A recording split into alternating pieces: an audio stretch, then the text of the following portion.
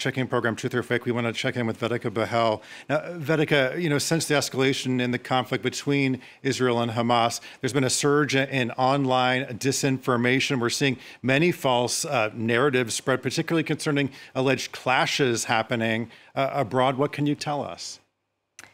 Yes, Monty, that's right. Since October 7th, we've seen on social media a flood of videos and photos claiming to show alleged clashes or alleged violence stemming from pro-Palestinian protests. And that's made it very difficult to sort fact from fiction.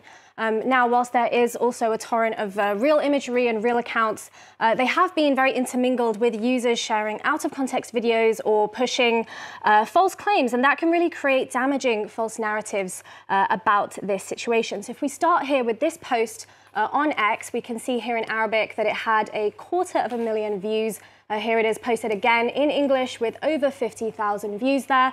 Now, this post with a video went on to claim that pro-Palestinian supporters set alight the Israeli embassy in Bahrain.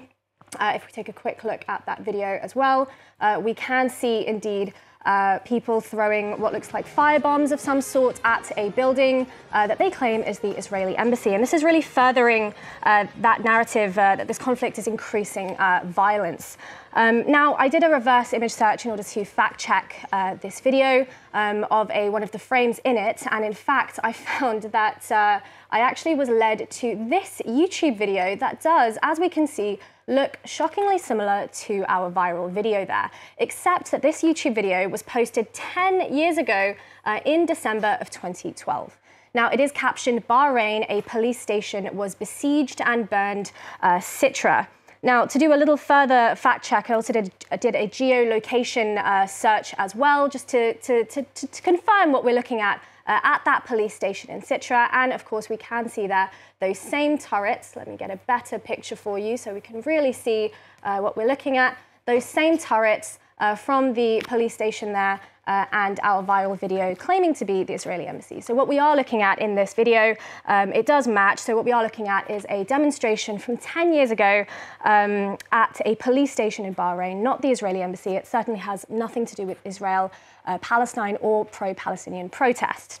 Now, I also have another example to show you. This one is in Barcelona, also claiming to show pro-Hamas supporters rioting with police in the streets of Barcelona. And indeed, there is also a video there showing a clash in the middle of the streets between security forces and demonstrators. Now, again, in order to fact check this, I started off with a few keywords in my search: police, Barcelona, clashes, etc. And of course, a reverse image search of one of my frames in this video.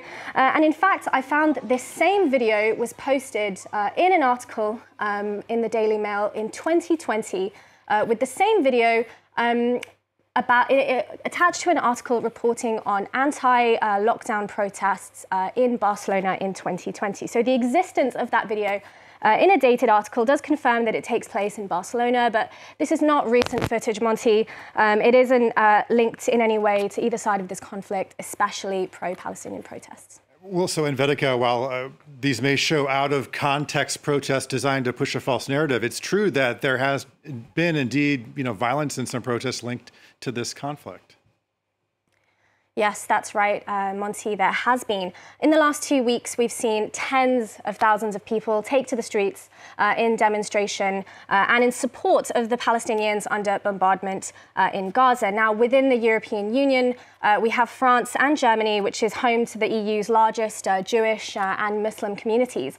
And both of those countries have actually gone on to ban these protests. And they say that that's in order to prevent anti-Semitism and keep public order.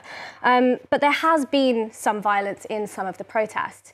In Berlin on Wednesday, there was an unauthorized protest that took place in support of Palestine. And 174 people were arrested, with at least 65 police officers injured. It is also worth mentioning that the city of Berlin is home to the largest Palestinian diaspora in Europe as well.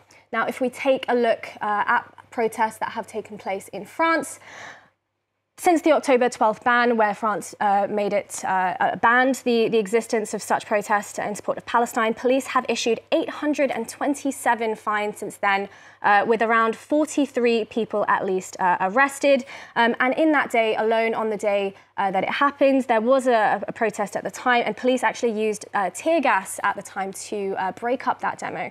And at least 10 people were arrested just that day alone. So it is quite broad to state this narrative that protests like this are increasing violence or increasing clashes in Europe. But there has been a little bit of violence. There has been violence at some of these protests. It's important to note that as well.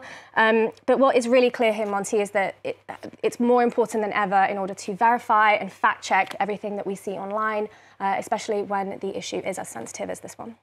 Absolutely. Okay, Vedika, thanks so much for that. Well, the humanitarian crisis